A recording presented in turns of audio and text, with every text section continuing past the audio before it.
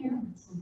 Our first contact. We did, and some did, and some didn't, and they, after the response was, we couldn't hear. They couldn't hear us without the mic. Okay, can we test the mics and make sure everybody can hear? Okay. No, it's not on, I Speak a don't little think. louder. I think mine's on. Mine's on. Yes.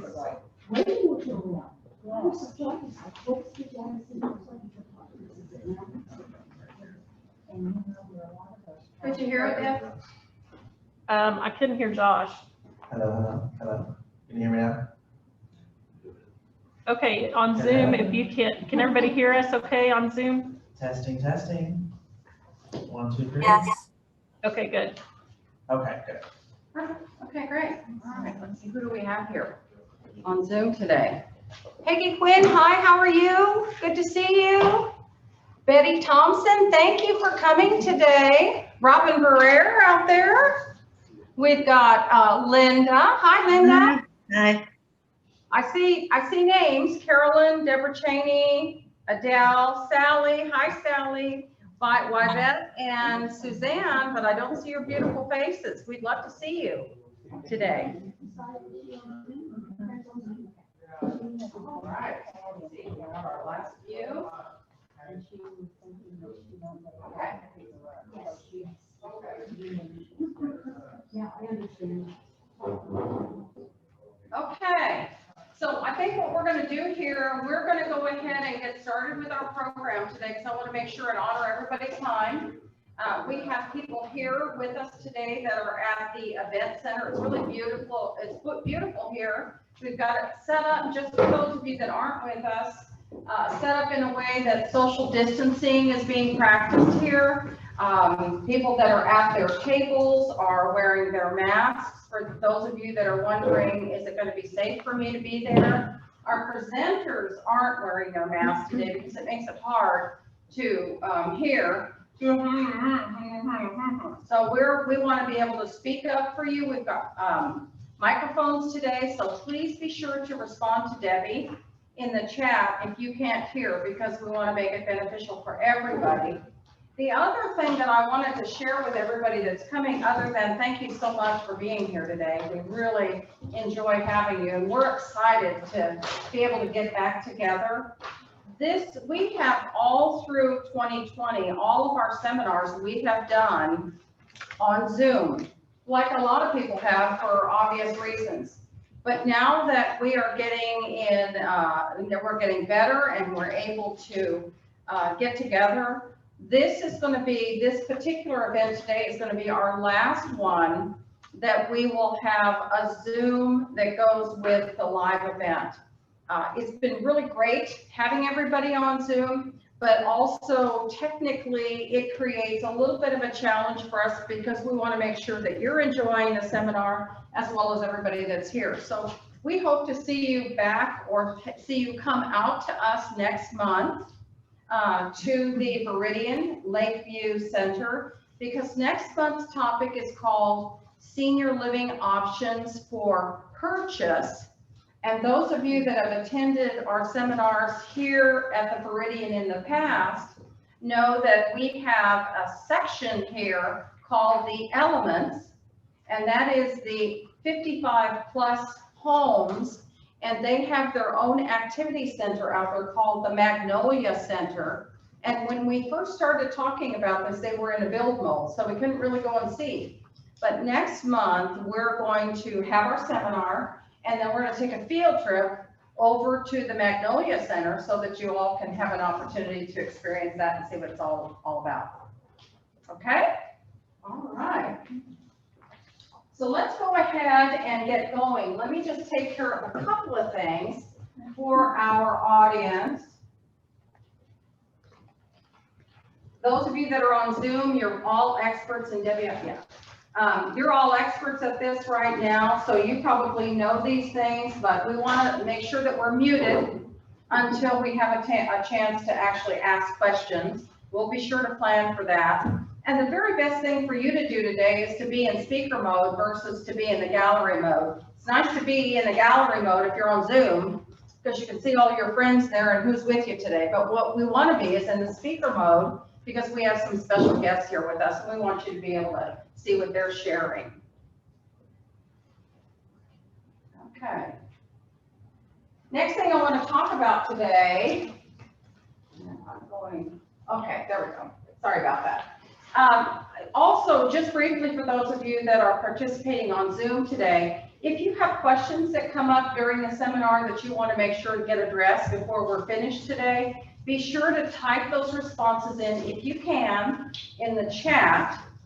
And then as we finish up today, Debbie will go ahead and pull up your questions and we'll present those to our presenters today. And also we'll have a time, just like what we have here with the people that are attending, we're going to have a time where we can open up the mics and people can ask questions. So we want to make sure that you're all going to have that chance. Okay, so I am Ingrid Sullivan, and I'm with Senior Downsizing Experts, which is a company that myself and my partner owns because we are Sullivan & Sullivan Real Estate. Sullivan & Sullivan Real Estate owns Senior Downsizing Experts. And the reason that we did that now 10 years ago is that we were helping our parents make a move. And what we learned is during that move, all the different things that they needed were much different than if you were buying your first home and moving in, or if you were buying a bigger home or a smaller home and you were packing up everything that you had and taking it with you to the next place. It became real different. So we saw a need to do something a little bit different in our business. We want to share our mission with you, and that's really important to us so that you know where we're coming from. And our mission is to empower our clients and their families to make informed choices, which allows them peace of mind. That's a big deal. We all want peace of mind, and we haven't had much of that in the last year. Confidence, security, and an uplifting experience through smart right-sizing services. We are Senior Downsizing Experts offering smart senior seminars and smart right-sizing services, which includes real estate, move management, and education, which is what you're here for today. We have our sponsors that are with us today, and we've got two spotlight sponsors. Before we get to them, I'm going to go ahead and introduce the sponsors that we have. I already spoke to you about Sullivan & Sullivan and Senior Downsizing Experts. We have the Meridian Elements, which is here at the Meridian, and on the back side is the Elements. So this is a multi-generational community. At the back side, they're in the process of building now up to 600 homes for 55 and older. So age-restricted community. Celebration Magazine is also one of our sponsors. Cherry Creek Mortgage is another one of our sponsors. We have Dignity Memorial. They were with us last month sharing some information when we talked about We to Me. We have Haber Wealth Management, and they are wealth advisors. They were with us last month as well. We have Old Republic Title. Old Republic Title has been really instrumental in our business when it comes to things like some of us are refinancing our homes, title searches, real estate transactions. They've been really good for those things. Power of attorneys they can help with. We have Counted All Joy estate sales. And that's something that for us in our business is a regular event. It goes hand in hand with a lot of things that we do. We have a real estate transaction that are estate sales coming along with it, because as we all know, over all the years that we've lived in our homes, we have a tendency to collect a lot of stuff. Would you agree? A lot of stuff. And then when we decide that we want to right size, a lot of that stuff doesn't fit anymore. So Counted All Joy Estate Sales is our estate company, estate sale company that's a sponsor. The sponsors work with us during the year to provide events like this for you. So today we are going to recognize Civitas, and we're also going to recognize Alvin Keller Ranch. They are our spotlight sponsors, and Nikki, I'm going to start with you. Tell us a little bit about your business. Hello, can everybody hear me? Perfect. I'm Nikki Brown. I am with Civitas Senior Living. A little bit about myself. I am a master's level social worker and have been in the industry for many years. Did clinical social work for 10 plus years before jumping to senior living and kind of fell into it. And I am also a certified dementia practitioner. So Civitas is a locally owned and operated senior living company. Our map is out on the front table. But we are out of Fort Worth. We have 17 properties in Dallas, Fort Worth. We have one more under construction. We cover everywhere from Saxe to Mesquite, all the way out to Weatherford, up to Azle. We are all over Dallas, Fort Worth. We have properties that have independent living, assisted living, and memory care. Every property in our portfolio is going to have assisted living and memory care. That's really kind of our staple that we are known for. And then we do have select properties that have the independent living component as well. So we don't touch skilled nursing, and that's not in our wheelhouse. It's a totally different aspect. So that's who we are. Maps out on the table if you're curious about our properties. They're all listed on this map. Thank you. Josh, how about you? Hello, everyone. Can you hear me well? Awesome. So my name is Josh. A little bit about me. I started off my career in real estate development. Then I did go into brokerage services for a while as well. And now I'm in property management. I work for a company called Greystar. Greystar is the largest property management company in the world. 1 out of every 4 apartment communities in the country is managed by Greystar. And Greystar has a very large and rapidly growing active adult portfolio that we manage or own, or a combination of both. Here at Album Keller Ranch is the newest active adult addition to the portfolio, and it is here located in Keller in the North Fort Worth area. And it's the first purpose-built active adult under the Album brand. We have several other brands that you might be aware of. One of them is called Overture. The other one is called Everly, and those are going to be our luxury versions of the same thing that we do here. So we're very happy to be sponsoring this this platform here, and happy to introduce you guys to the world of active adult and what all that means. And we'll be getting to that pretty shortly. Great, great. We also have Watermark, the Watermark here at Broadway City View. And Debbie, go ahead and introduce yourself as well. Can you hear me? I don't do mics well, so. My name is Debbie Collins. I work for Watermark at Broadway City View. I've been in this industry for over 12 years, but all with the same community. I've done move-in coordination, sales counselor, and for the last 6 years, I've been sales and marketing director. Watermark is a national company. We own more than 60 communities nationwide. Watermark is my management entity. We are owned by a company called Blackstone, and then Longview are our owners. I can't talk. Anyway, thank you. Thank you for being here today. We've got some great information. So the title of our seminar today is Senior Living Options for Lease. And some of you may have been a part of that in the past. It's one of the things that we do in our seminars, but we thought we'd do it a little bit differently this time to give you a different spin on what those might be like. So we have our panelists up here with us. We've got some questions that we're going to be asking them. Now, they've just gone through their introduction, so here's what's important for you to know about that. Today, they are representing active adult communities, independent living communities, as well as assisted and memory care. And we'll talk a little bit about skilled nursing and rehab as well.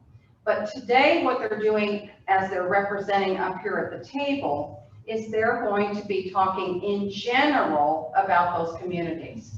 When we get to the place that we're asking questions today, if you feel like there's something specific that you want to know about a Civitas community or about Album Keller Ranch, they'll be able to address those then.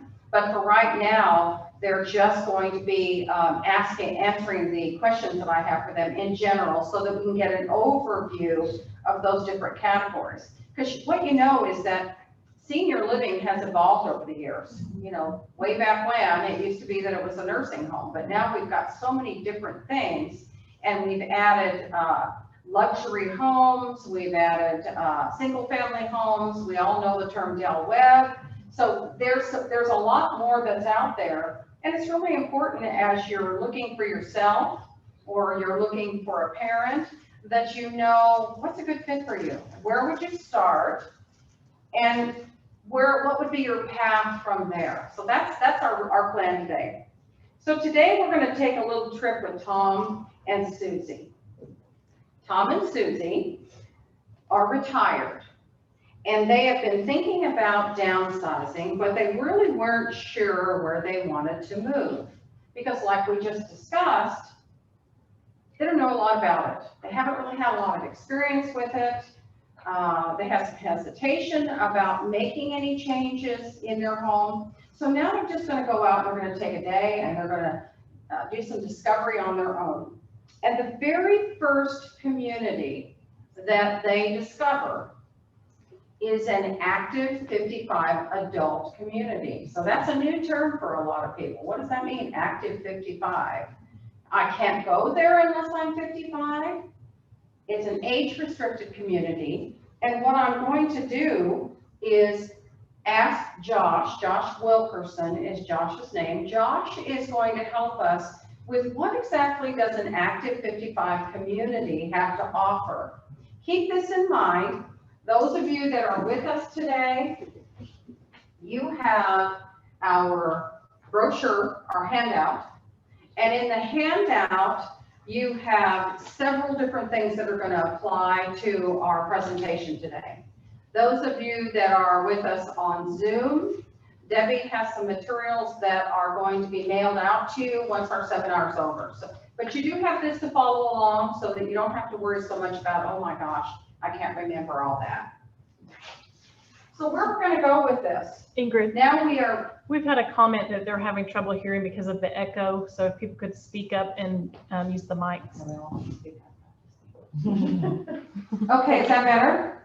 Can you hear me? Okay. Am I on? Yes. Can you hear me okay? All right, great.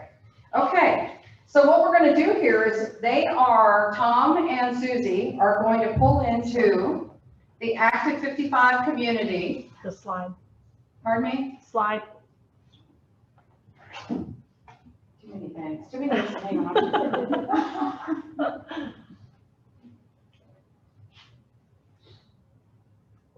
I'm looking at your screen, Debbie. Okay, there we go. Sorry about that. This is why we're going to be live next month. Too many different places to be. Okay, all right, let me grab this thing.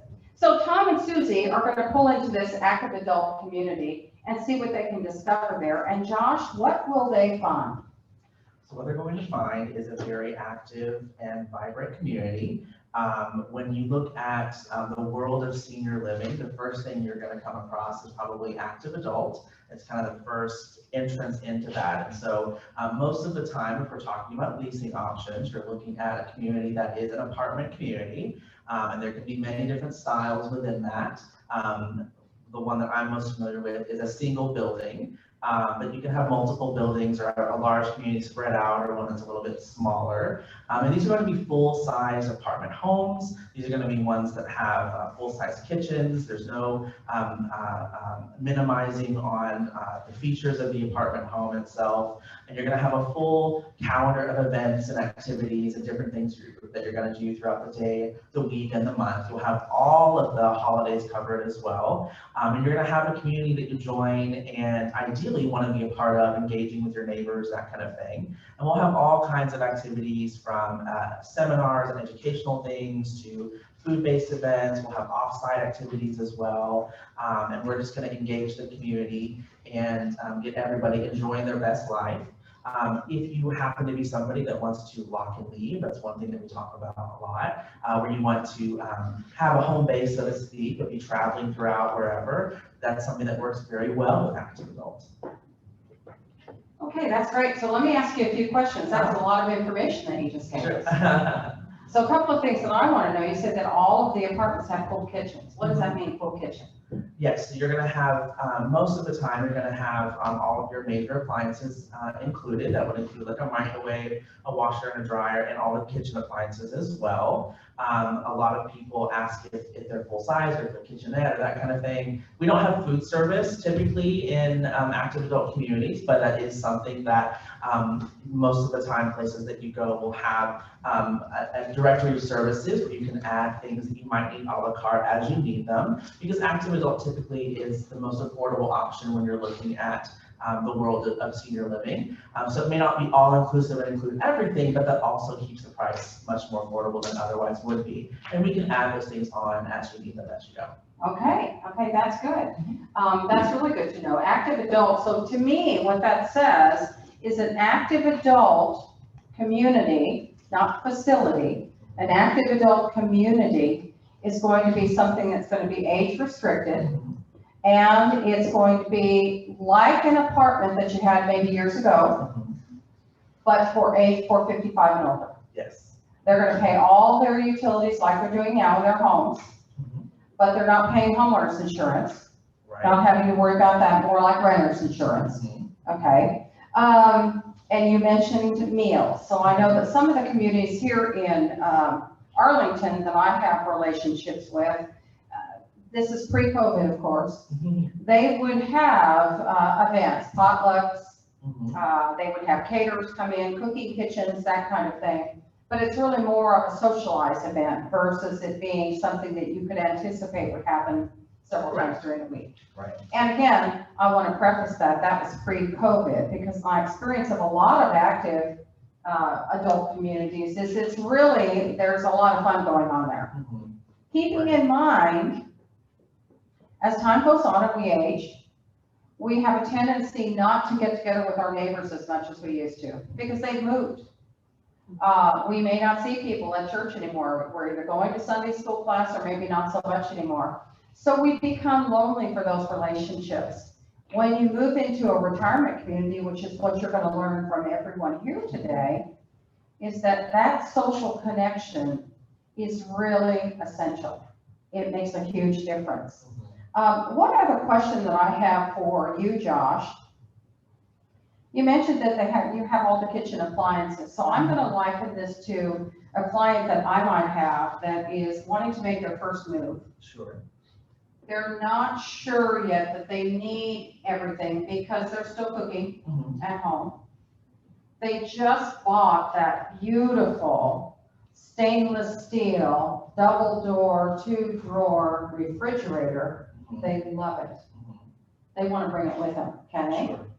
Typically, they're not able to do that. Why is that? In an apartment community, everything is treated the same. Everybody is treated equally. So if I allowed everybody to bring their own appliances, I'd have to do it for everybody. And we're actually providing all the maintenance for you as well. So your home is completely maintenance free. And by us providing all of those services and the appliances for you, that's not something that you ever have to worry about or have to budget for. All of the expenses related to maintenance will be taken care of for you at an active adult community. Well, and that's good. That's really good. That was a good way to answer that. Right answer. I should say right answer. So you want to think about it that way. When you're moving from your home into a community that you're leasing, they're responsible for everything. Josh mentioned block and leave lifestyle. So if you wake up in the morning and that hot water heater's not bringing hot water to you, you make a phone call. I need hot water up here. You're not making a service call. You're making a phone call, take care of me because this is what my rent is covering, right? Okay, good, all right. So now Tom and Susie feel like they've learned a lot about active 55 communities. They have an idea of the different locations that they are. So if they're not going to stay in the city that they live in, they know there's others around the city and the country actually that they might be able to enjoy just as well. But as they're driving down the road, they notice that there's another type of retirement community that their friends said, you really need to check out independent living. Independent living is very similar to active 55, but there's some perks there that maybe you weren't aware of. So what we want to know about that is what might they find there that's different from what Josh just shared with us? Well, it's going to be very similar to what you find in an active 55, except we're going to provide you with meals and housekeeping and transportation if needed. It isn't that you aren't driving, or perhaps you don't want to drive. So there's just some additional services. I like to affiliate this with a cruise ship lifestyle. So you're getting those kind of services, you're just not moving, you're dry docked. So sometimes people are looking for a little bit more than just that 55 apartment building. We're going to give you a full working kitchen. We're still going to offer you meals. Why? Because we're looking for the social interaction, the mental stimulation, the well-balanced meals, that healthy lifestyle. And we're going to provide you with activities and different things that you can do inside and outside the community. Okay, that's great. That sounds really great. So here's some questions for you. So I'm going to get meals there, but I am going to get a full kitchen. Because what I want to be able to do is I still want to have my family over for holidays. I want to cook them that Christmas dinner. What happens as my family grows, because my apartment's a little bit smaller, I really don't have room to cook for them and have them in my apartment. Is there something better that I could do or something else that I could do? Certainly. So our dining room, we have a private dining room, so you could certainly, you could reserve that to have your family in, allow us to cook that meal. You could come into our dining room, just reserve a table large enough. And if you still have components that are wanting to cook in your home, you can handle that too in your apartment. So could I order a meal from the chef and have them actually bring it up to my apartment? Sure. Because you do have chefs, right? We do have chefs. Yes. Yeah, that's really a great thing. You've got a chef there. And do the chefs also pay attention to my special diet? Yes and no. We're going to offer heart healthy menus, but it is unlicensed independent living. And so if you're diabetic, we're going to offer sugar-free opportunities, but it's up to you to decide what it is that you can eat and when you can have it. So we're not going to be policing that. Okay, that's good to know. I want to do most independent living communities have different dining rooms, one or two? Some do, some don't. So in my community, my independent living has a dining room, but because we're continuing care, each level of care has its own dining room. Oh, okay, okay. Is there a dress code to eat in your dining room?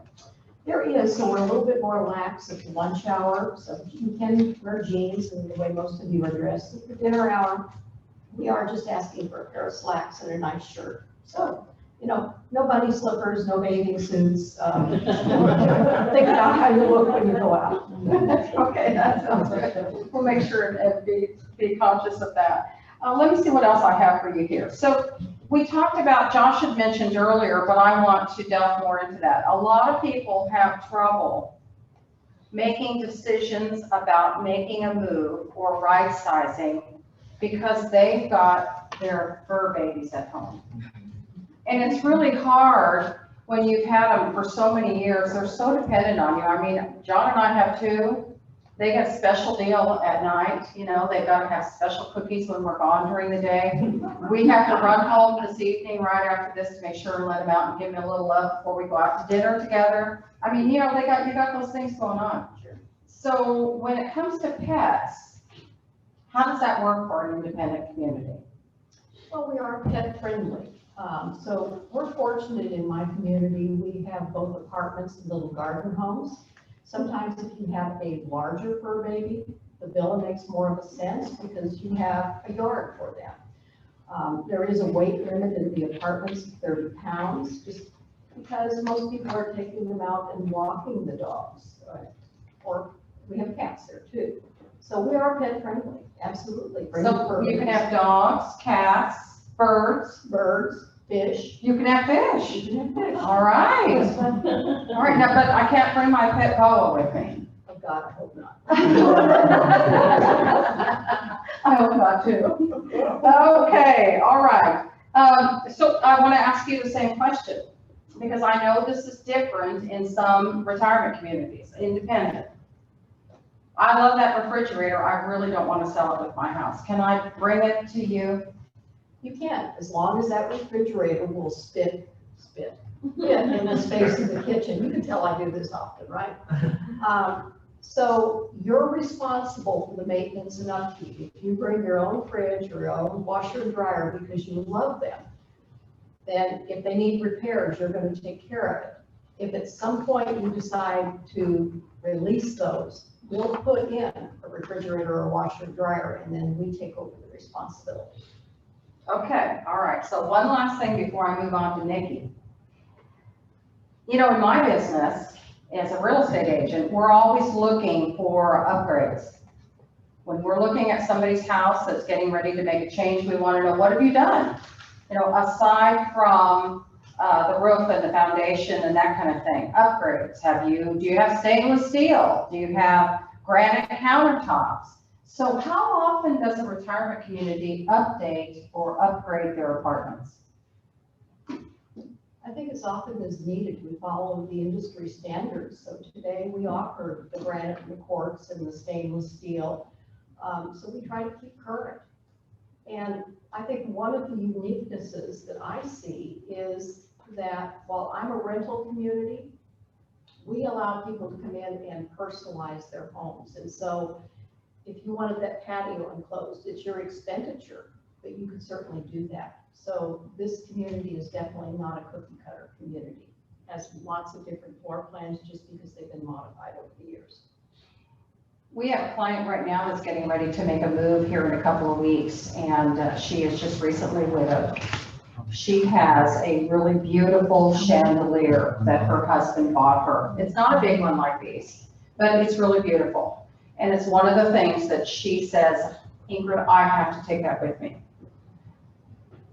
Can people bring in things like that, ceiling fans, things like that, to a retirement community? Absolutely.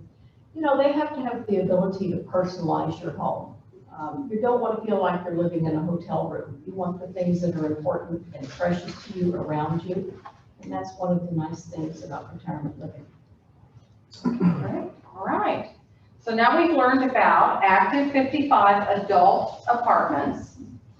We just learned about independent living, and keeping in mind, when you look for those things, independent living would be, for lack of a better way of saying it, it's a step up in this way.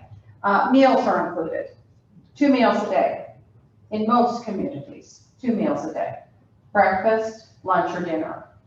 One of the things that you might, if you didn't get a chance to do that today when you came in, on your way out today, Debbie brought a couple of sample menus so that you could see what types of food do they serve there. It's not, you know, fast food menus. They prepare those things every day. So you might want to pick up one of those just to get an idea.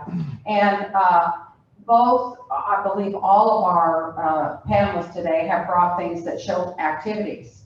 So I think one of the things that people look for when they're going to socialize with one another, you know, the common things that we do, bridge, mahjong is something that I hear. I don't know how to play mahjong, backgammon, that kind of thing. But there's a lot of other things that are out there, and they have social directors, activities directors in their buildings that are listening to their residents because they want to find out, what do you like to do? How can we create that for you so that people can do more things together? So now we are more educated as we move along, and Tom and Susie are getting a clearer picture of their options, but now they see a building that has a sign outside that says assisted living, and they're wondering, what does that mean? Independent, active adult, I still feel like I'm active. I am independent, but do I need assistance? So we want to find out a little bit more about that so that we can really evaluate what's the best path for me to take. So Nikki, I'm going to ask you to go down the list of things that we wanted you to address today, and just make sure that people have an opportunity to understand the differences, because what you're going to see across the board here is that they all have a lot of similarities, but there are special things that make them unique. And be sure that we are I've got your microphone, you got it. Let's be sure that we're projecting that to our Zoom audience as well, so that they can hear us and have an opportunity to ask their questions later today. So let's go with you on assisted living. Okay, so let me start by saying that when you get to assisted living, you will now come to a state-regulated care level. Okay, an active adult community is a management, they're not providing any care. Independent living is another type of community that does not require a licensure. When you get to assisted living, there is a licensure phase that we go through. So in assisted living, you add the care element. That is the biggest difference. So you add a nursing team, and you're going to be adding care staff that are actually providing care to the residents. So what does that mean? And I'm going to talk in my own words here, and then I'll make sure I address everything Debbie has here. But what that means is that most of the folks who are living in an assisted living environment need some type of service. Now, it might be that all they need is 3 meals a day.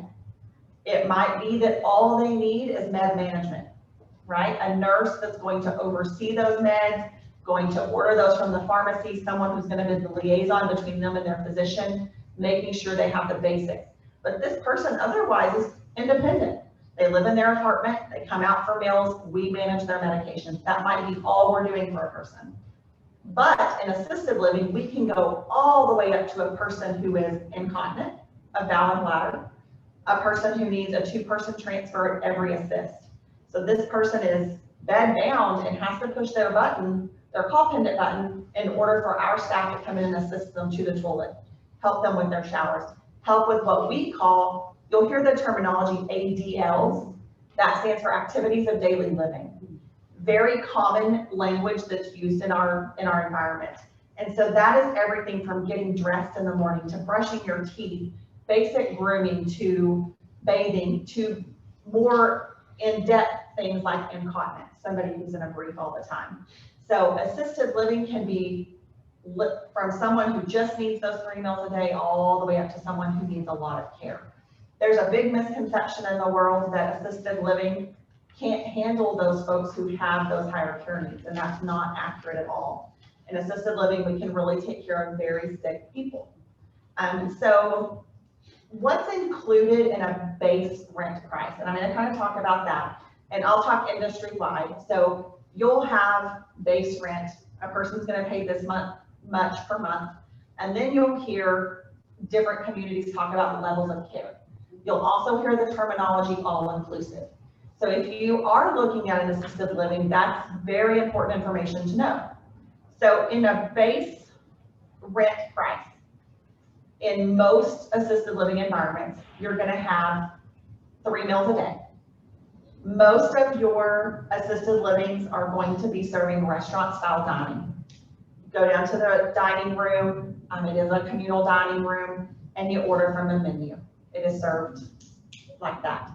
In Civitas properties, our menus have 5 to 10 options. Most assisted livings these days are going to have at least a few options, and it's not going to be served cafeteria style. We a lot of times have that conception that you get what you get, and that's not necessarily the truth. Then you have meal service. We can bring that to a person's room. So of course we encourage our residents to come down and eat in dining rooms because that's a social aspect of their life, keeps them engaged. But if a resident's not feeling well and they want us to deliver a tray to their room, by all means, they call concierge, front desk, place their order, we're going to deliver it to their room for them. We try not to make that a habit. And one way that we, and I'm going to talk specifically Civitas here because it might be different for other companies, but we really want our residents to come out. So if it's a resident who orders room service at every meal, there isn't a contract that says we can charge a $2 room delivery charge, and that's minimal, but it really is more to encourage a resident to come out and eat and be part of the community and not isolate in an apartment. However, everybody gets sick. And during that time, if a person is sick or they're just feeling down, or maybe they've been out and had a dental work done or whatever it is, we will always deliver a meal to their apartment for them. So in addition to meal service, we're going to do all laundry service.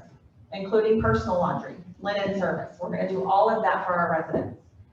You're gonna add housekeeping, top to bottom, clean an apartment for them. Some communities do that once a week. Some communities do it every other week. It just kind of depends. They're all a little different, but typically that is covered.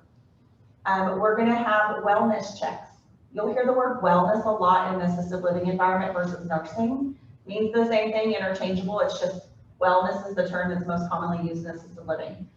So wellness meaning our team is gonna lay eyes on that resident every single time they administer medications. But in addition to that, they're going to, make nightly rounds, lay eyes on the residents at night. It may be as simple as, how are you doing tonight? Do you need anything? But we are making rounds. We're making sure that the residents have what they need. We do medication management. That is included in base rent at all Civitas properties. That is not always included at all assisted livings, so you would want to ask that question. So everyone who moves into our buildings, we're going to encourage them to let our wellness team take over that medication management. And we do that for resident safety. Now, I will tell you, we have a lot of folks who move in who are still very independent and they want to manage their own meds. That is fine. There are some protocols in place, and we do kind of an assessment. The nursing team would do an assessment, and to keep it short, but to explain to you what that means is we're going to sit down with the resident with all of their medications. They're going to need to be able to identify what that medication is, why they're taking it, how often they're taking it. And we need to make sure that the resident really does truly know how to manage their meds and make sure they can do it safely. And if that is the case, we're also going to be signing a waiver saying with that family and that resident that they are assuming the liability that also comes with managing meds. Because we all know that mismanagement of meds can be life-threatening. And so, again, we encourage people to let us manage their meds. It is one of the reasons we include it in our base price, because we don't want that to be a deterrent, but we don't have to. And we do have many residents who still administer their own. And we provide scheduled transportation to and from doctor's appointments, to and from dentists, podiatrists, any of those things that a person might need. Family can always transport if they would like, but we also offer that. And I like to say the word scheduled because Miss Sally can't come down and say, I want to run to Tom Thumb and expect a ride, but we, as long as it's a scheduled transportation, we will always try to take it. And we will do scheduled transportation if Miss Sally needs to go grab a birthday present for her daughter and she doesn't drive. As long as she schedules that, we're going to take her. But we can't have that on a whim, I need to run somewhere kind of transportation. Do some of your residents still drive and have their cars there? Absolutely. In assisted living, a resident can still drive. Many do. Not a whole lot. When I say many, I would say probably 10% or less still drive their own vehicles. But we do allow our residents to still drive. That is kind of like that medication management. There is also an assessment that we're going to do and have a family sign a liability waiver, because when the resident leaves our building, we can no longer be responsible for that resident. And if they are still driving and family's still okay with that and resident is still okay with that, that is fine, but we can't be responsible for what happens when they leave our building. And saying that, let me go ahead and point this out. Assisted living is not a secured environment. A resident has rights, and a resident has the right to leave if they would like. We cannot make a resident stay in an assisted living environment. So if Miss Sally wants to go for a walk, she wants to go to Tom Thumb and get that present, and I say, I can't take you, and she wants to walk, we can't stop her. Now, we can highly discourage it, we can try to redirect it, but we can't make her stay in there. So there's that. Let's see. All of those things are included. I didn't talk about the apartment, so let me talk about the apartment just a little bit here. In assisted living, you're going to have a smaller apartment than you're going to see in his 55 plus apartments or in an independent living. Your square footage is going to be smaller. Many properties still have a 2-bedroom, 2-bath. Some properties have, pretty much everybody has a 1-bedroom, 1-bath, and then a lot of buildings are going to have a studio, which in apartment terms is probably like an efficiency if you kind of think of it in that terminology. Yeah, but your square footage is smaller. In a kitchen in assisted living, most of the time you're going to see a refrigerator all of my buildings, that's gonna be a full-size refrigerator. Not all assisted livings have a full-size fridge. Some of them do have smaller ones. And you're typically gonna see a microwave. You're gonna take out that stove and take out that dishwasher, because most of the residents who are living in assisted living are eating primarily in the dining room.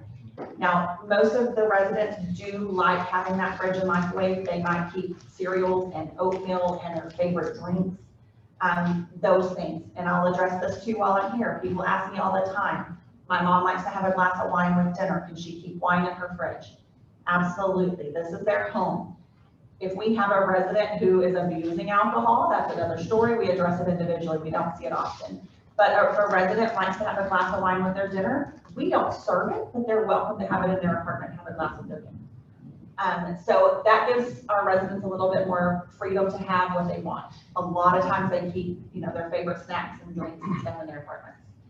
I get asked often, can my mom bring a coffee pot? Yes, they can. We encourage like a K-pod kind of coffee pot because you don't have a burner and all of that. But we do not say that a resident cannot have a coffee pot. And I do think, I don't know that that's industry standard. I think that's going to be each individual property. So if you're touring an assisted living for yourself or a parent, and that's important to you, I would ask that question. That's good to know.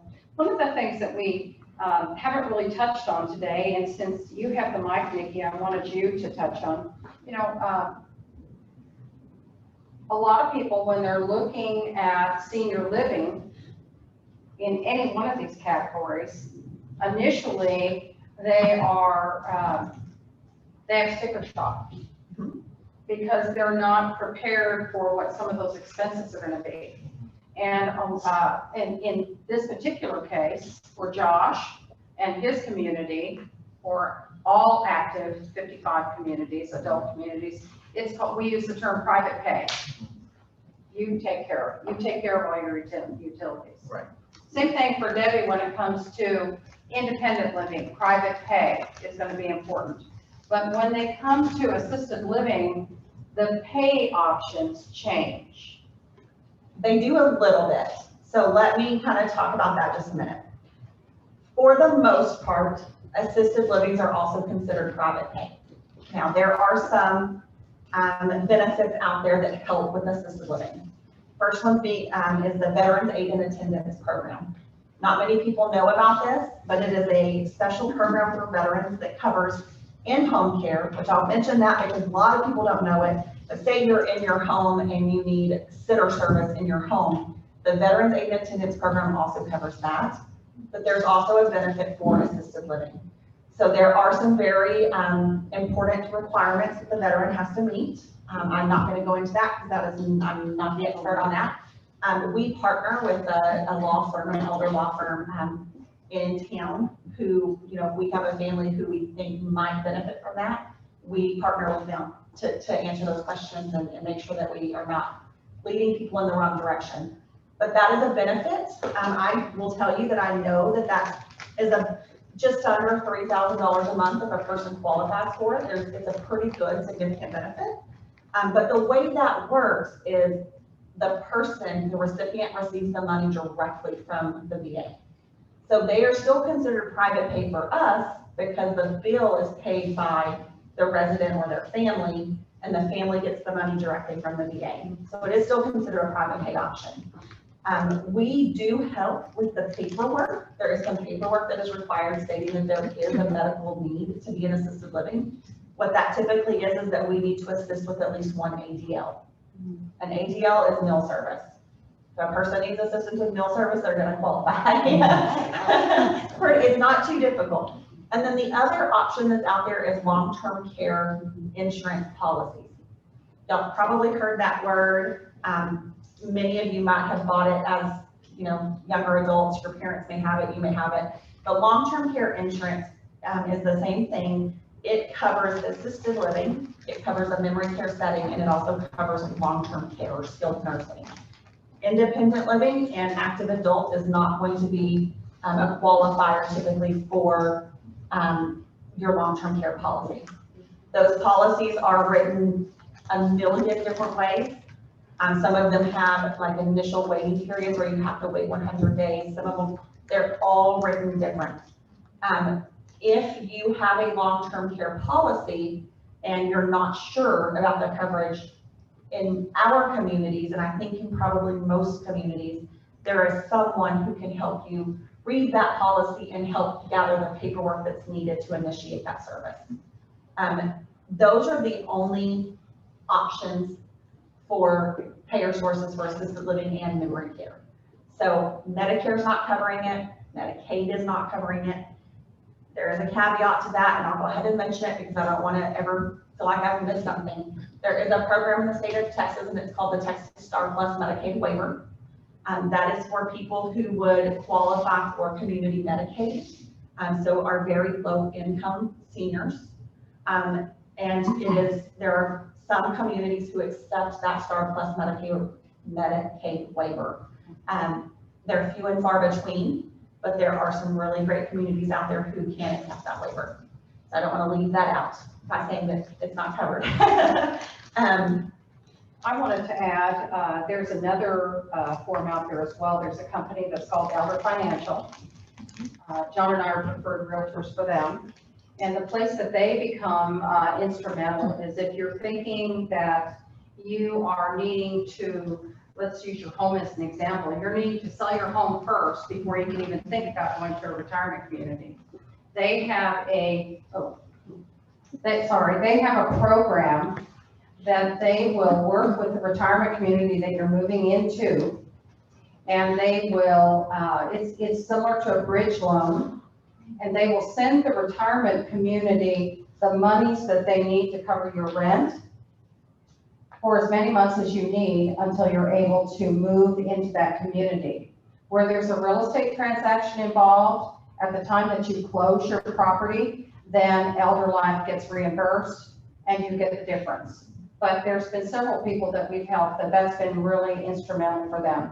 They've even added now to their program that if there's things that you need to do to your house to get a little bit more money for it, they'll include that in the loan as well. So that's something that if you have more questions about it, John and I can help you with that as well. But I know that Civitas is one of their big companies. Let's go ahead and go on now to memory care. And Nikki, thanks for being so descriptive in all the different things that Assisted has. That's really great.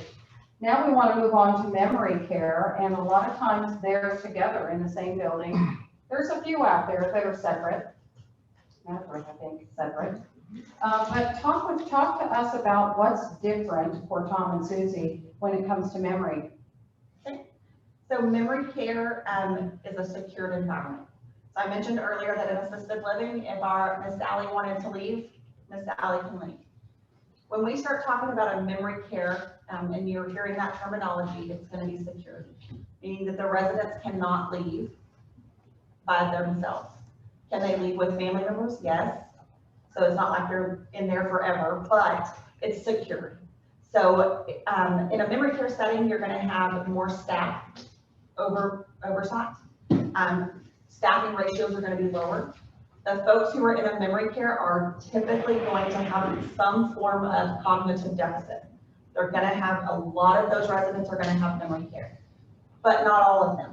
Sometimes a person ends up in a memory care setting because they are a very high acuity person who might not thrive in an assisted living environment because they're in an apartment but by themselves independently, and they need more oversight. So sometimes there will be those folks in the memory care environment too, because we can provide a higher level of care back there.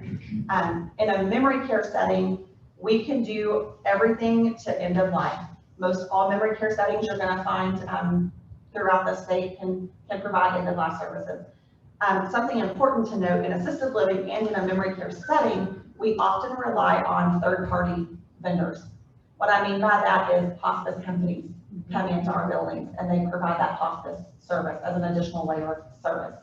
Hospice is typically covered by a person's insurance and Medicare. So you get that added layer of service. They live in our memory care environment, but you might have a hospice team help us. Same thing with a person who comes to us and they come right out of a rehab and maybe they've broken a hip or they've had a stroke and they've been in a hospital setting, they're doing physical therapy, occupational therapy, and they need to continue that. We work with home health companies who will send physical therapy, occupational therapy, speech therapy into our buildings to work with those residents so that they continue to receive services. I had a thought and I just lost it. So. I want to ask you a question. Okay. So you have a couple that's moving into assisted living. They're both living in the same apartment. One or the other has onset dementia or Alzheimer's. How long, what's the signal for you that says they need to be in a different, they can't live in the same apartment, same environment? So the signal for memory care is really going to be a person who is wandering around the building, who is looking to leave continuously. You know, Miss Sally, I've told her she can't leave and I've redirected her and she goes back to her apartment. But her husband, Jim, he's adamant, he's leaving. And he's down here every day, he's adamant, he's going to the store, he doesn't care, he's leaving. And he's going out that front door. That becomes a safety risk. He's got a dementia diagnosis, and most of the time Miss Sally can redirect him back to the apartment, but he's leaving and we're not stopping him. That's a key that we start watching for. That person wants to leave. You will see, if you're familiar with the dementias, a person is going to go home. Whatever home is to that person is their reality, but they're going home. They are going to find their mom, and you can't redirect that behavior because with the dementia, that is that person's reality. Mm-hmm. And we have to be careful in the way we redirect that, right? You don't want to tell a person that they don't have a home because that's sorrowing and they don't hear that, and you just open a can of worms that's not necessary, right? So that's when we're going to be looking at a person's appropriate for a memory care setting. So typically somebody who has a dementia that we would maybe consider like a moderate stage, even some early stage folks. And let me give you another example, Debbie. I did an assessment yesterday on a 71-year-old. She had a stroke in her home and has been in the hospital for 46 days. Completely independent prior to the stroke, lived a very active lifestyle. Yesterday, physically, she has rebounded, but cognitively she has not. She is appropriate to live in an assisted living by her care needs, but here's the caveat. If she needed assistance, she wouldn't know how to ask for it because her cognitive deficits are so severe. She wouldn't know even if you had a call pendant button on her to push that call pendant button if she needed help. So if you live in an assisted living environment, you have to be able to call for help when you need it because you do have a lot of independence and you are in an apartment, you know, by yourself. So this lady, unfortunately, is going to need to go to a memory care setting because we need to be doing routine checks on her. So in an assisted living environment, our residents are kind of independent in the aspect that they call us when they need assistance. In our memory care setting, and in most memory care settings, you're going to have a care team that is doing routine checks. We're going to have doors open. We're going to be, you know, checking on them depending on the person's care needs. I mean, we can be checking on a person as often as every 15 minutes if we need to. Most of our folks don't need quite that high level of care, but we can if we need to. So like this little lady, we're going to need to be laying eyes on her every hour because if she needs assistance, she might not remember how to ask for it. So that's a good example of a person who ends up in a memory care setting, but physically could live in an assisted living. And luckily, you know, not luckily, but hopefully she will rebound some, be it that she's having these deficits from stroke. And hopefully she will get to move into an assisted living eventually. But for now, memory care is the best place for her. Right. Safe place. The safest place. Yeah, absolutely. So here again, now we've gone through active adult, independent living, assisted living, memory care. The last two that we have, and I'll ask Debbie to share her experience with that as well because of her community, which has lots of different things going on. She's going to talk about that in just a few minutes. But there are times where someone has gone and they've had to have a knee replaced, or they've had to have a hip replaced, and they just can't go home. They need to, they don't need to stay in the hospital any longer, but they still need to have some help. So they want to rehab. And you can, a person like that can actually rehab in a, not necessarily independent, but in a nursing or, Well, they're gonna be Assessor. on our, they're gonna be on our skilled nursing side initially. If they're coming from a hospital setting, then they're gonna end up on a rehab floor. And rehab is meant to get them back to a place where they can go home and function somewhat independently. So typically, they could be with us anywhere from 20 to as much as 100 days. That's not the norm. So usually after 20 days, we've got a pretty good idea and a benchmark. Is there still a skillable need, and where do we need to get them to? And at that point, you're going to have a care team that's going to come in to help the families understand what level of care can they function in. Is it independent living? Is going home, wherever home is in their best interest? Or is it into a community setting? And so it could be independent living, it could be assisted living, it could be memory care. And so we're just looking to help them understand the options that are available if home isn't an option any longer. And sometimes they actually, they rehab, but then again, like you're saying, they're not, even after the rehab, they're not able to go back home. So it's comforting for them to have a place that they can be at. I'm sorry, I like to talk, I'm gonna take this mic. I'm sorry, but I want to elaborate on that just a little bit. Okay. So you'll hear the terminology long-term care. You'll hear the terminology nursing home. You'll hear the terminology rehab. All of those things do not mean the same thing. There is a nursing home where people live. That is their home. Those folks need nursing care 24 hours a day. Then you have skilled nursing. Skilled means that that is being paid for by Medicare, a Medicare Advantage plan, or a private insurance plan. So that person has had an acute need that has sent them to that skilled nursing building. Debbie has a skilled nursing on her property. So when you talk skilled nursing, you're talking a building that has a medical director. They're going to be seeing a physician every day. You've got an entire interdisciplinary team. You've got a rehab team. You've got a nursing team. You've got a social worker. You've got a whole team of people watching this person's progression to get them back to a place either they were before or a new baseline, depending on what sent them in. So that is kind of the biggest difference, is that is covered by a person's insurance. And so you will also hear the term rehab. And if your mom or your dad or yourself, you're ever in the hospital, for instance, this little lady I assessed yesterday, she's at an inpatient rehabilitation hospital. What that means is it's an inpatient rehab setting. So in Debbie's setting and in a skilled nursing setting, a person is going to need to be able to do 2 hours of therapies a day. That can be a combination of physical therapy, occupational therapy, speech therapy. But they need to be able to withstand about 2 hours a day. In an inpatient rehabilitation hospital, it's a very rigorous program. A person needs to do 3 or more hours of therapies a day. So these are your folks who have that total hip replacement, who have an amputation, who have a stroke. Maybe you've got a TBI. Those different things, that's a traumatic brain injury. I'm sorry, I shouldn't use medical lingo. Those folks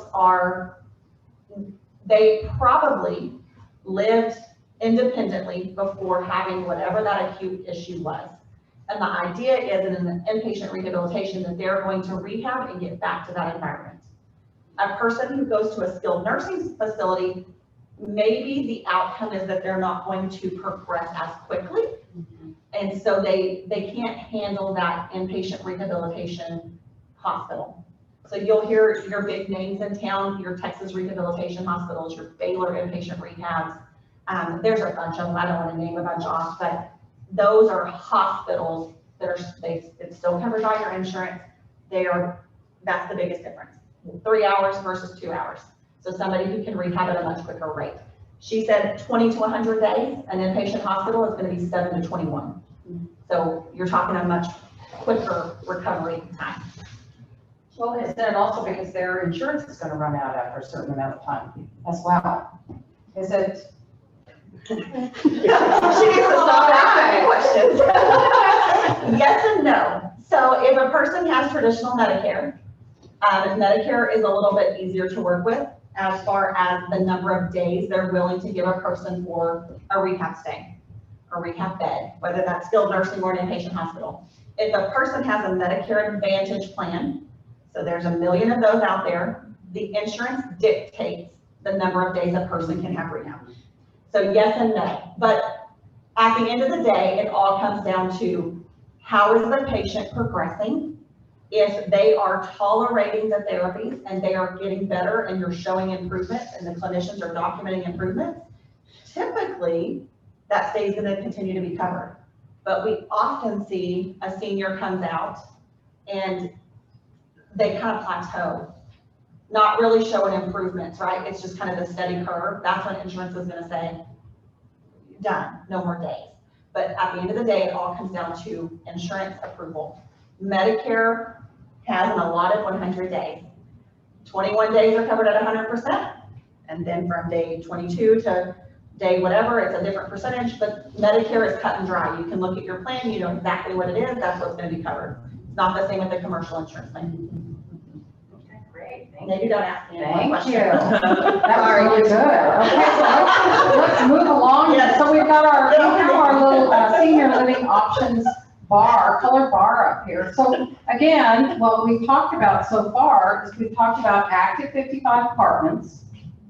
Next month, we're going to talk about active 55 homes for purchase. We've talked about independent living. We've talked about assisted living communities, memory care communities, skilled nursing, and rehab. Now, let's look at the next one that we have. And we actually have a client right now that's considering this. There's another type of retirement community that's called continuing care retirement community or life care retirement communities. And that is something where all of the different options that we talked about today, excluding the active 55 adult, all of those options are going to be available. And there's a lot of different ways that you can do that. We're going to talk about that. Some people have heard, well, they're very, very expensive. And then there's some other things that when you start to evaluate, what are you paying now, what will you pay over time, really how expensive is that? Maybe a little bit more, maybe not.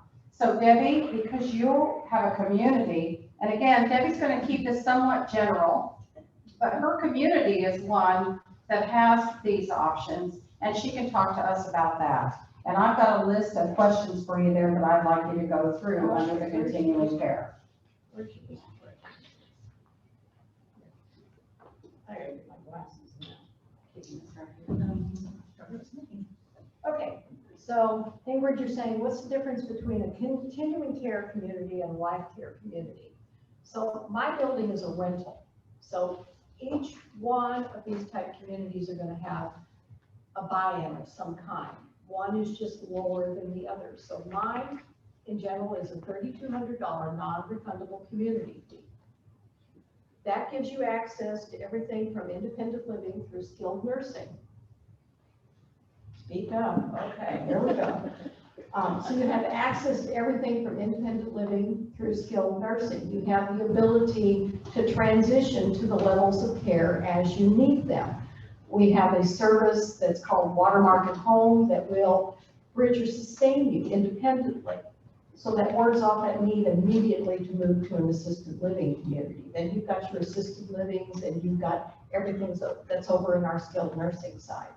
When we look at a life care community, it's more of a buy-in. So you have a bigger percentage that you're putting in. They're not right or wrong, it just depends upon what you're looking for. Typically, my understanding of a life care community is that upfront load of $250,000 to $500,000. Or $1 million in some cases. Yeah, is going to help bridge or sustain you. So what they're going to tell you is as you move from independent living to assisted living, whatever you paid in independent remains the same base price. And whatever you move to in skilled nursing is the same base price. Why? Because they're taking that investment and there's revenue coming off of that. And we know historically you live longer in independent living and 2 to 3 years in assisted and less than 2 years in a skilled nursing setting. And so they're banking on that steady progression that they're going to have less exposure.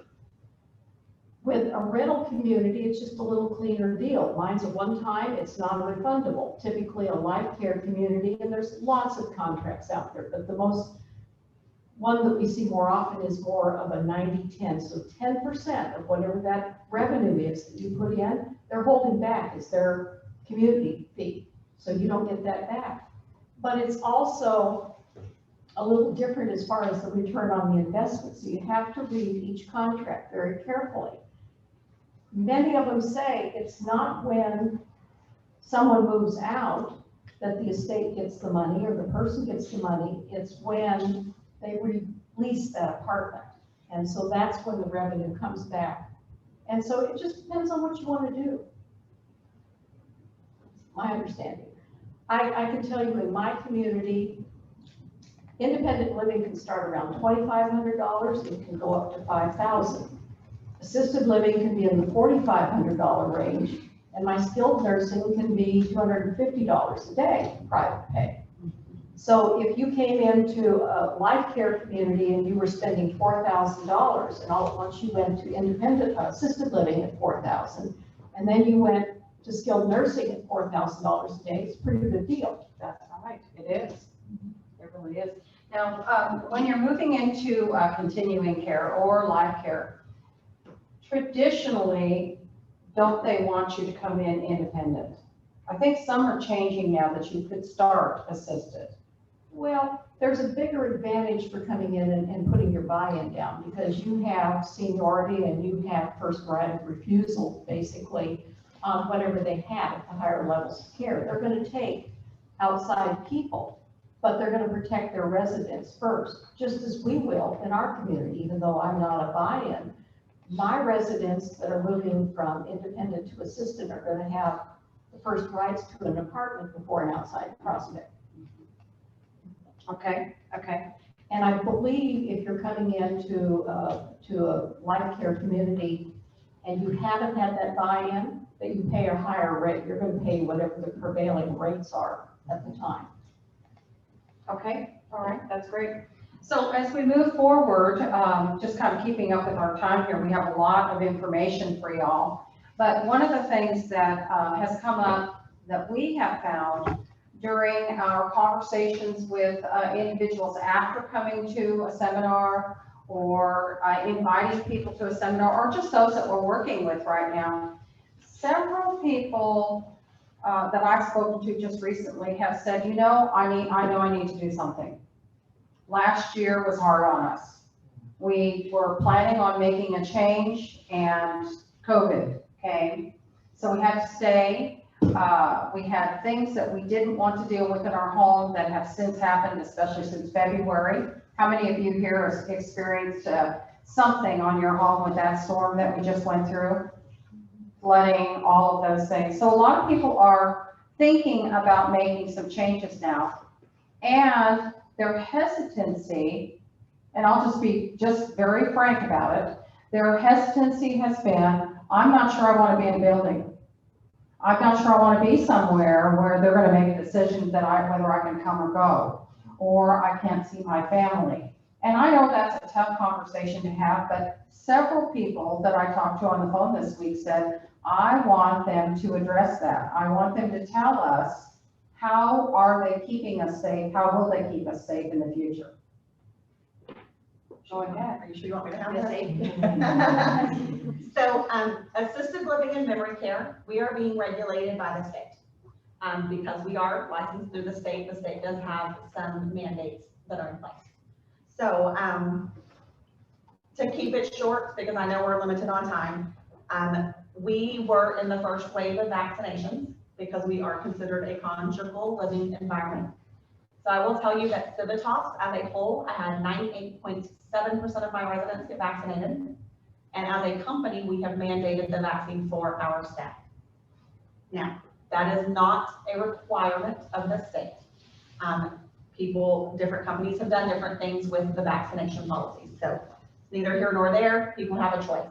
But vaccines have been huge.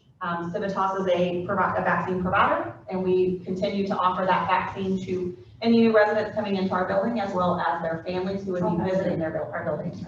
We opened it up to all care staff, all family members as well. So we offer that vaccine to incoming families, incoming residents. Currently, state regulations are that we are pretty well opened our doors back up. They remain locked. So if you try to go visit an assisted living, you're probably not walking through the door like you used to. It's being monitored. We are doing a health screen on every person coming in and out. That is being recorded. You're seeing that at, skilled nursing buildings as well. In assisted living, we're following the same regs as a skilled nursing. So our residents do have the option now to have visitors at as many as they want.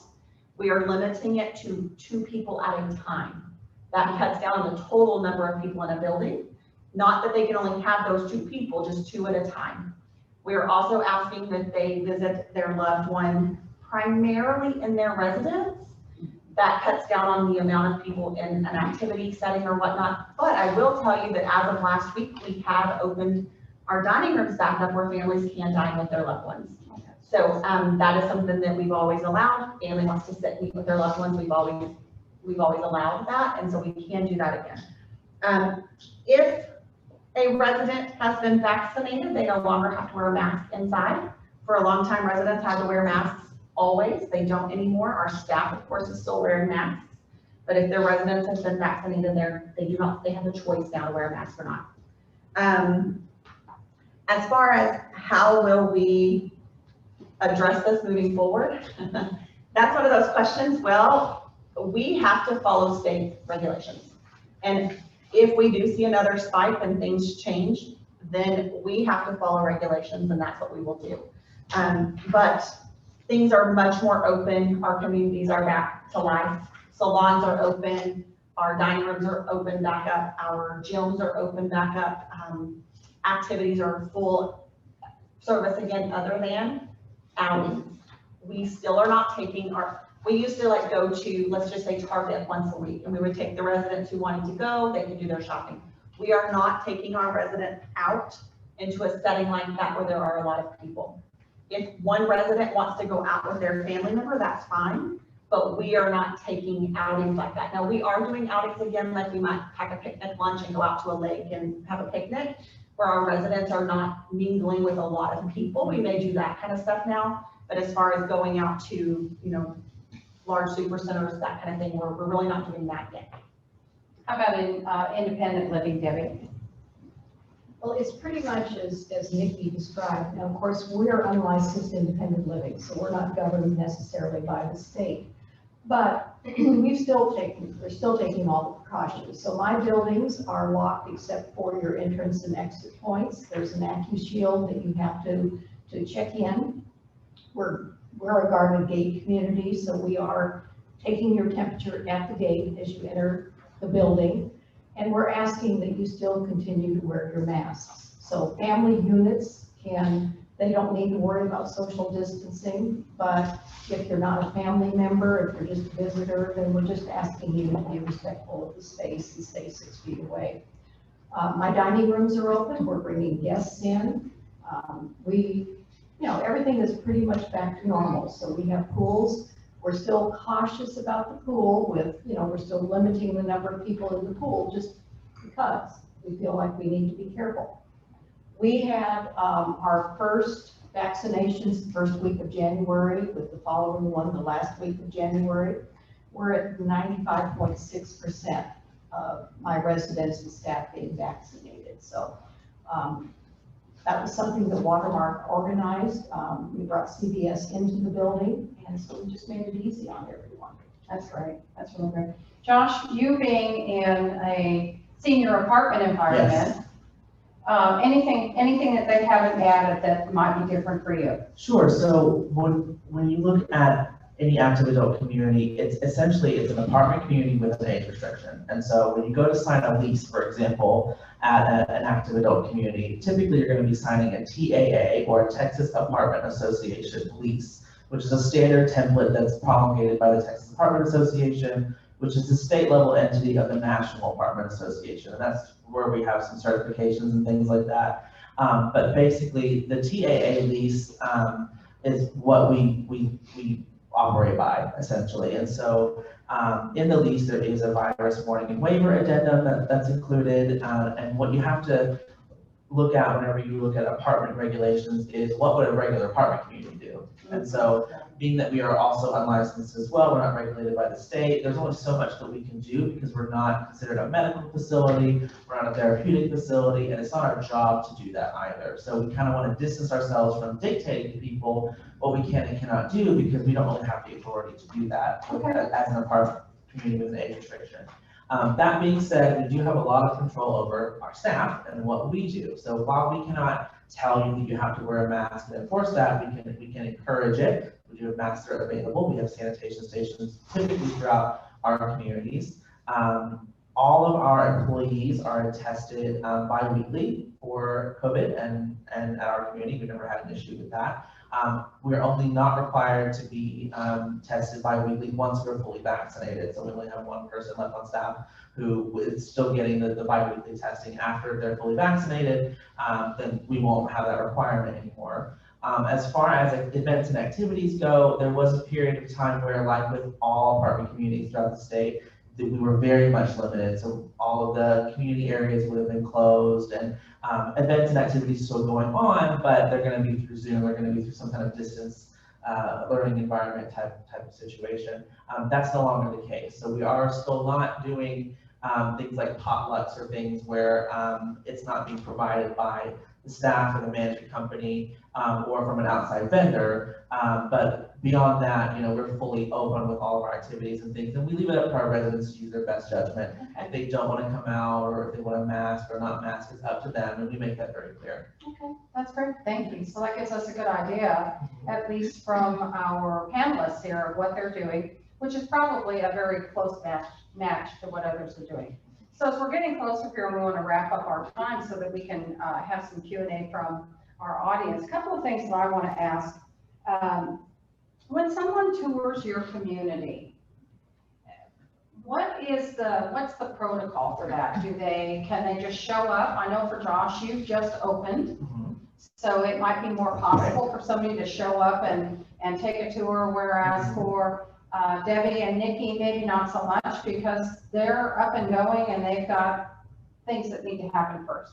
So briefly tell us your answer. Yeah, so when you come to visit us, we would always love to be able to take anybody walking in, but we're definitely appointment preferred just because we do have a really great leasing special. We have a lot of interest in our community. There are not very many active adult communities that are kind of well defined as being an active adult community, what they do, that kind of thing. So when you do find one like us that has a national brand, a national presence, and they're kind of few and far between, we have a lot of interest whenever we open up a new community. And so because of that, we do want to take every walk-in that we possibly can, but we just may not be able to at that time. So it's always best to call ahead of time and have an appointment. And if you do have an appointment, be sure that you show up on time, or if you're going to be late, let us know, because we've dedicated that time to you. We may actually have to turn you away, and if you're 30 minutes late or something, because somebody else is, there's events and activities happening, we'll need to go and address that and give our time to that. Okay.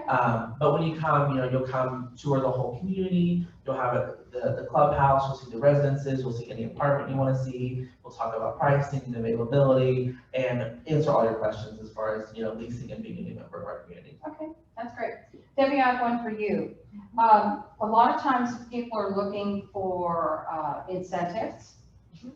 They're looking for locks on their leases. Some people aren't aware that when you move to a retirement community, and it doesn't mean every year, but there are adjustments just like cost of living. Talk to us about that.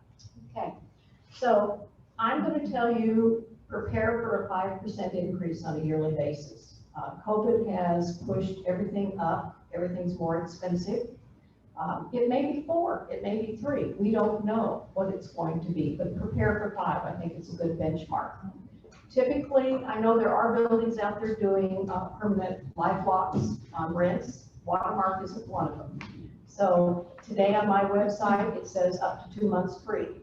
That 2 months free can give us the ability to tailor something to meet your individual personal needs. We just like that as opposed to a canned cookie cutter. So let's find out what's important to you and let's figure out how to make it work. You know, sometimes we have it, sometimes we don't. It just depends on, you know, the day. Okay, all right. I have another question here, and I'm gonna ask this question of Nikki. So when someone moves in, what is, and we never like to hear these things, but if somebody's unhappy about living there, whether it's the neighbor next door, or they thought they were gonna get this and weren't gonna get that, what do they do if they want to file a complaint? How do they do that? They go to the staff person, what do they do? Well, in our environment, when a person moves in, we're gonna hand them a packet that's going to have kind of a process in it. My suggestion is always going to be go directly to an executive director. If it is a nursing concern, then the director of nursing or the wellness director might be appropriate. But typically, in an environment like ours, the executive director is probably gonna be the best person to reach out to. Most companies are gonna also have some form of formal complaint filing. Maybe a person doesn't feel comfortable going to an executive director. So being that assisted living and memory care is regulated and licensed by the state, we do have to have policies in place for that. And so we provide that to residents when they move into our buildings. So if the family's not comfortable, doesn't feel like that executive director is going to handle it for whatever reason, there's a formal process of a person that you call, talk to about the complaint so that it can be investigated from a higher level.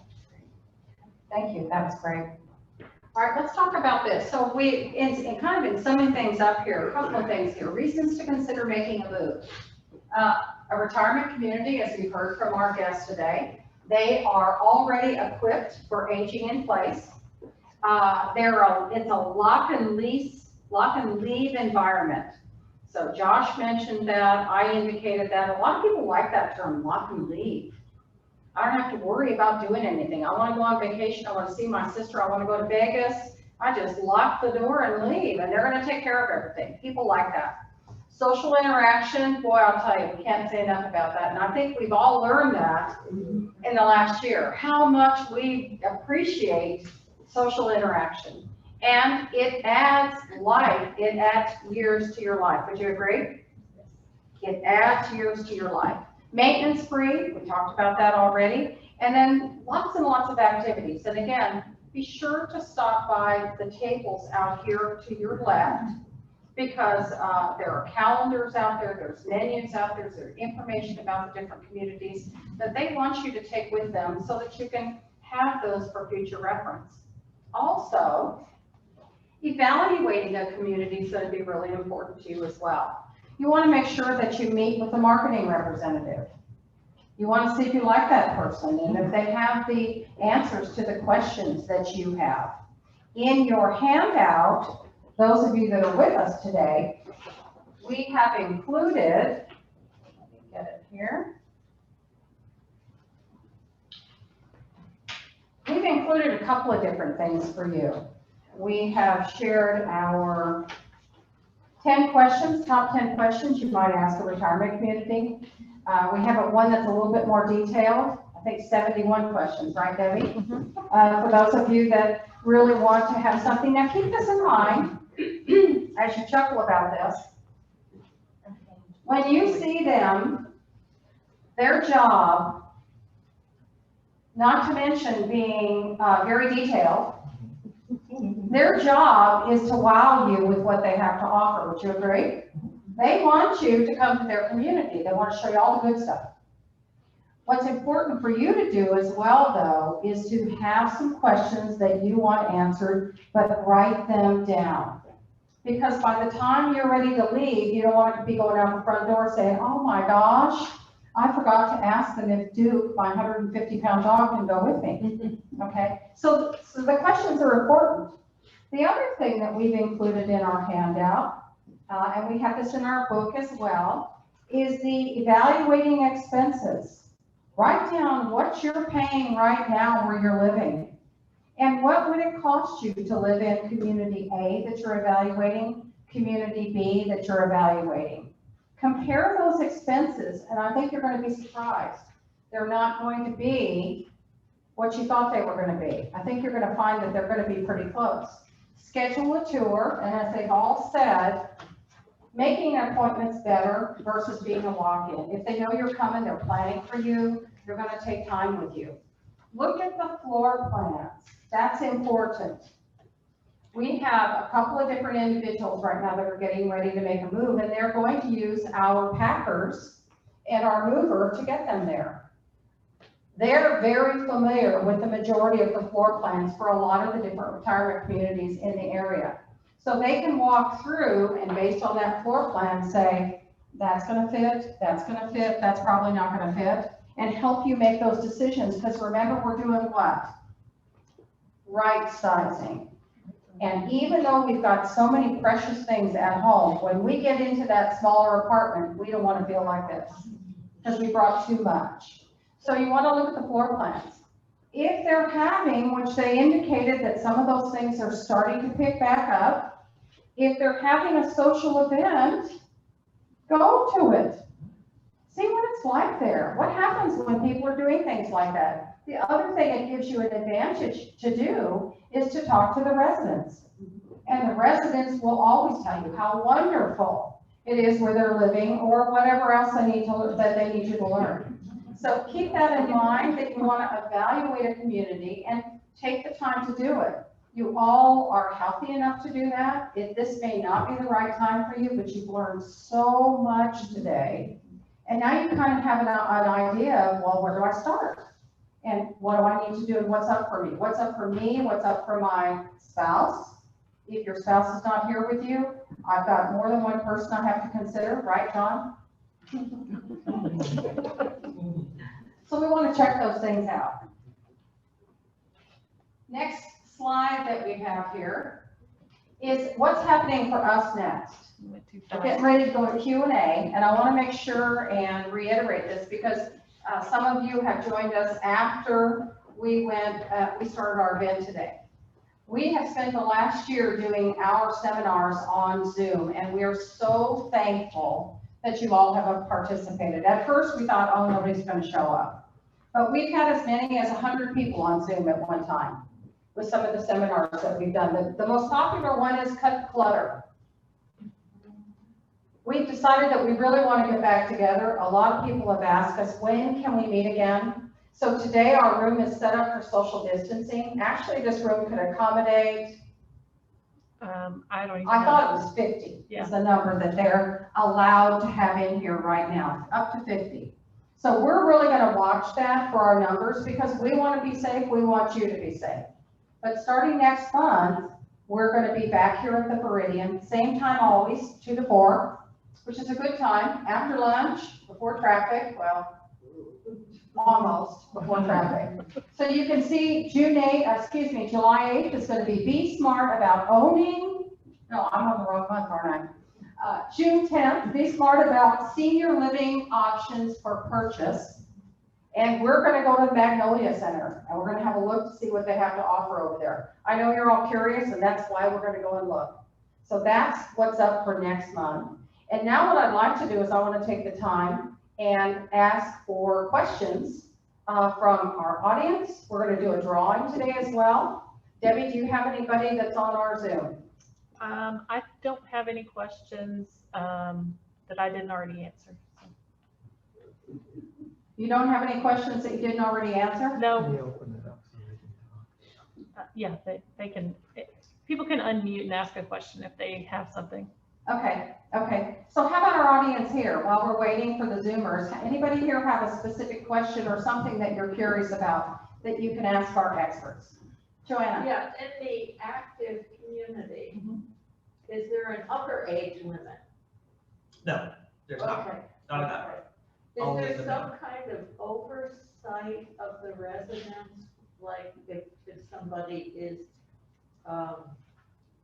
experiencing dementia or having some kind of physical impairment, but they don't want to tell anybody about it, and somebody observes them or something? So there is a little bit, and I say a little bit, but it's kind of not really. So remember, we're an apartment community, so we're just focused on the community itself, the maintenance, the activities, all of that. Any kind of medical, therapeutic, we kind of have to remove ourselves from that. And so what I can do is I do have, I work with families as well in addition to the actual resident themselves.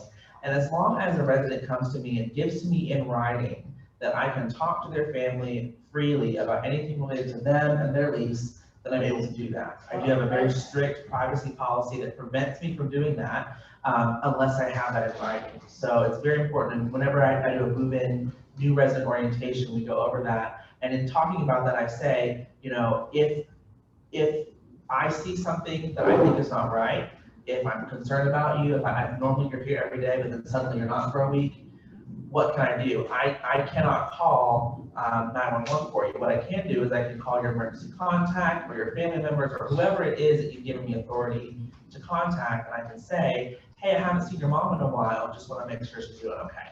You know, that's how I can contribute that way. Yeah. Anything beyond that, I don't have access to do. Other questions?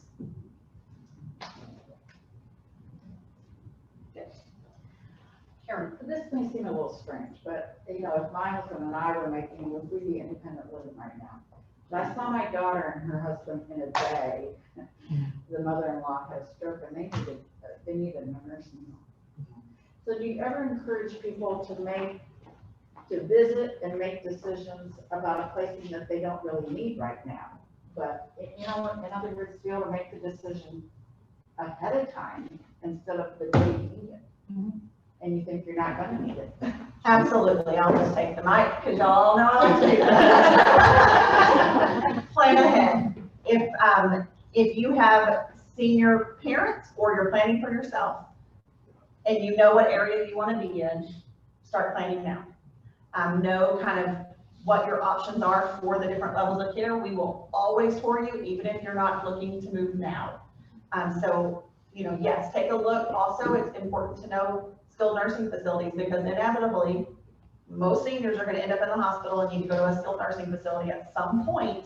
And guess what they're going to ask you when you're at the hospital? Where do you want to go? The hospital doesn't make that decision for you. You're going to have a case manager or a social worker comes in your room and hands you a list. And they're going to say, this is who's in network with your insurance. And you have to decide. So when your loved one is, you know, we've had a broken hip and you have to make a decision in 24 hours, you're going on convenience. So yes, absolutely. I wanted to make one other comment. Debbie and I have talked about this a lot of times. These retirement communities, while they have different names and there are different locations, these individuals network together all the time. So if someone comes to your community, Debbie, and you see during an interview with them that maybe you're not a good fit, are you going to try to lease to them anyway? No.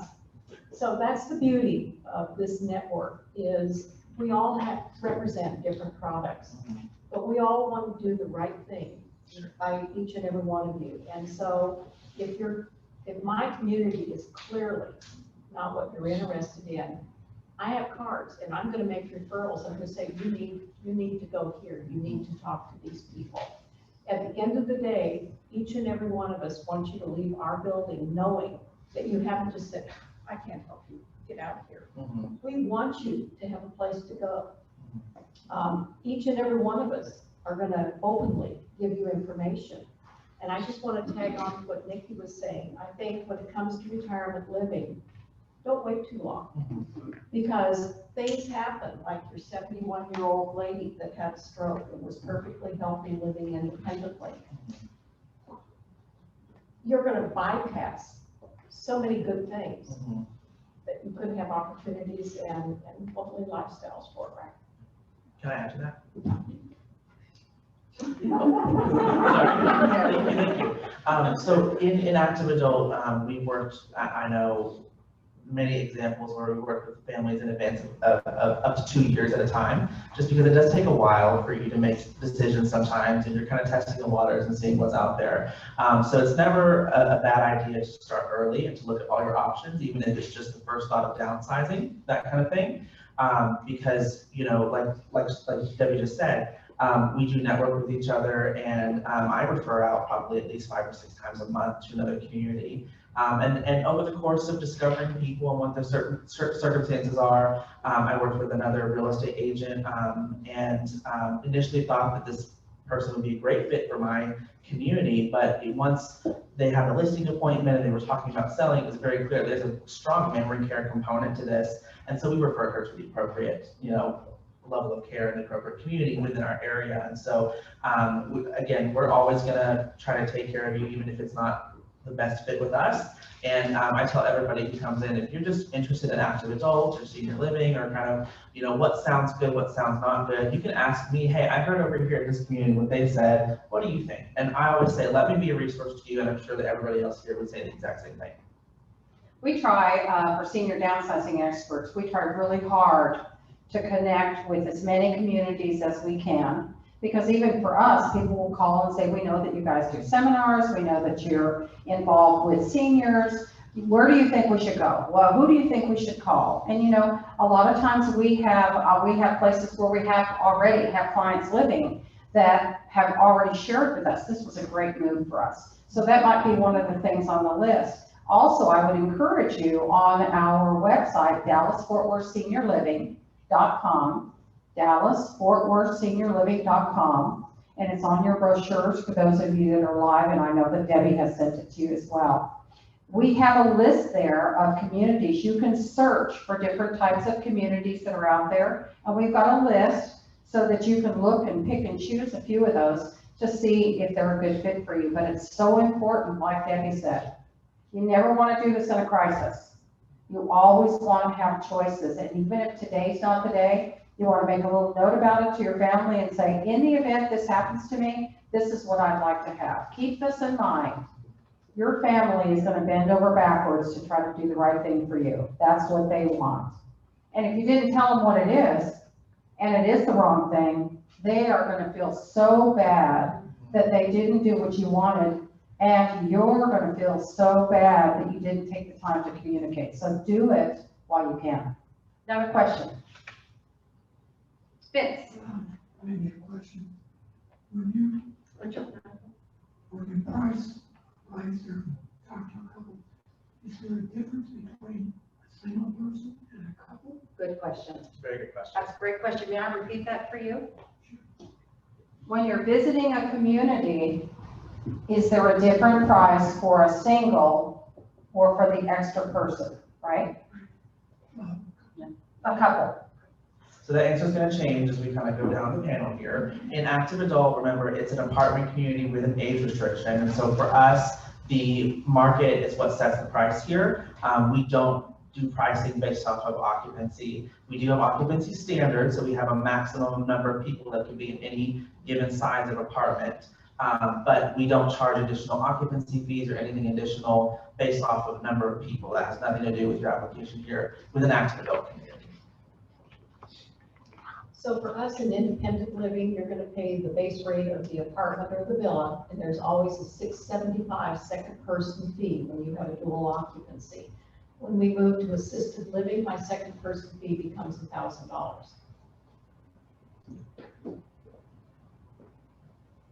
Sorry, I'm trying to think of how I want to answer this question.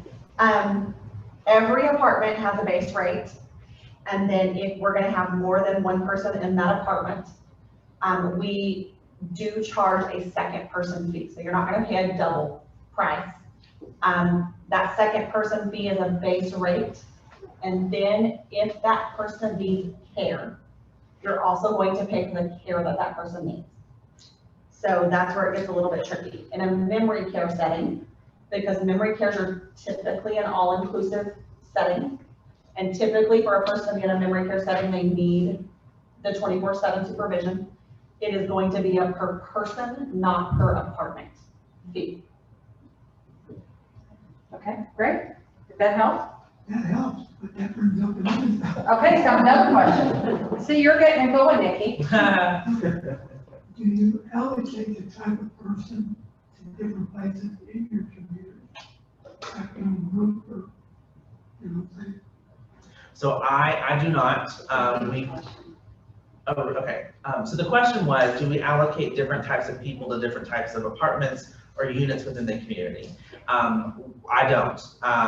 We follow fair housing, and to do that is like redlining, blockbusting, all of that. We can't do that. So we can show you all of your options. We can help you narrow down a selection, but ultimately the choice of home is always for you.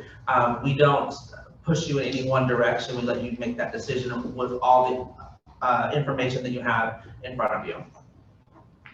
The one caveat to that is in a memory care setting. In a memory care setting, oftentimes you're gonna see shared apartments.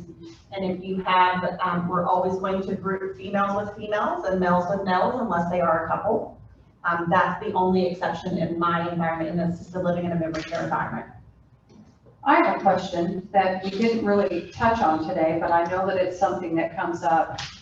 There are apartments out there, retirement communities, that have income-based apartments that are built within their communities. It may be a community that has 100 apartments in it, but there may be 30 or 40 of those that are income-based. Is that something that applies to any of the communities that you guys have? Okay. Yeah, not for me either. There Okay. are communities that I refer to that are completely income-based. For me, we are not. We're completely market rate, so we have no income-based units available. We also don't do housing vouchers or any kind of subsidized housing at all. But there are those communities that are in the area that I can refer you to, and that's what they do exclusively. And there's various different types of subsidized housing that you can look at. It's not necessarily one size fits all. Right. I have a relationship with a couple of different communities here in Arlington that do have that. And just to kind of give you an example, Josh mentioned market rate. So market rate is going to be the general fee that you're paying, rent that you're paying. That's market rate. But when it's income based and they have just a handful of a few of those apartments, the difference might be the market rate apartments have granite and stainless steel appliances, and the income-based apartments have Formica and white appliances. So you're going to see something like that. And then it's based on your income. And one in particular, a person could not make more than $29,000 a year. For a couple, I believe it was something like 40,000 or under. I think it was somewhere between 35 and 40,000 for a couple per year. And the reason for that is that those properties get tax credits for those things. So they have to really be watchful of the income that those individuals have. So they have a nice apartment, they're with everybody else in the community, but those tax credits that they get are based on the individuals that they've helped by subsidizing those rents. Did I miss anything there? I'm not going to answer. I was going to keep my mouth shut. Okay. All right, so we have time for one more question. Do we have anything on our Zoomers? Nothing in chat. Okay, let's open up their mics. Sue Boyd, you've got to have a question for us. Come on.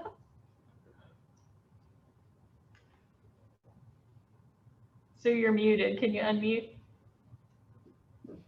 Thank you. No, I have learned a lot today. This has been very, very helpful. I'm curious of the list of questions to ask when I go to interview at a community. Did you say that those would be available to all of us? Yes. Questions We to can ask? make those available to you after the seminar, yes. Okay, that would be helpful. Sorry, I've lost the speakers somehow. How about, who else do we have on Zoom now that we've opened up the mics that has a question for our audience today or for our panelists? Nobody else, I guess. Okay, I've got a question here from our audience, Troy. I just had a question on the long-term care. Is it, I know at one point it was really going up quite a bit. Is it still the case for a year or assisted living? On the amount that it costs to purchase it or the amount that Just per month, like, you know, a lot of times going So long-term care policies get pretty sticky. So long-term care policies can be written where they give you a lifetime cap. You have a certain amount of money and you can use it how you please. Some have a daily rate that they pay, some have a monthly rate that they pay. There are at least 1 million long-term care policies out there, so I don't know that I can answer your question accurately. But most of the policies are written with either a daily rate or a monthly rate. Can you give me like the average, maybe in cost of care, like in Keller or Arlington?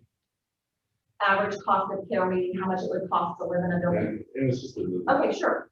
I can give, What the range is? let me give you DFW for my building, because that's gonna be a better idea. So a studio apartment, which is the smallest apartment that we have in this living environment, those are gonna start at, you're probably not gonna see any of my buildings any cheaper than like $3,200 a month at a base rate. And then that's gonna go up to, let's just say, a 2-bedroom, 2-bath in an assisted living is gonna be probably close to $7,000, $7,500 a month. And then you can imagine that that's a big difference. And depending on all the different sizes within that, they, are kind of tailored. All of our buildings are not one price. Not all, any company's buildings are one price. Just different areas are different price. So depending on the area you pick and the apartment style you pick, that price fluctuates. But I don't think I have anything less than 32, and I don't think I have anything over 75 for 2-bedroom, 2-bath. And then in memory care, it is significantly more expensive because you add that extended care element. So memory care, you're in a shared apartment, you're starting more like at $4,200. And if you're going up to a larger private apartment, you're going to get up into that range as well.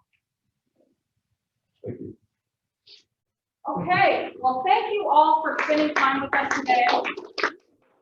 Great to see you. I love having you here. Thank you for those of you that have come to us on Zoom. I'm so hopeful that we'll see you next month, and enjoy the rest of your day.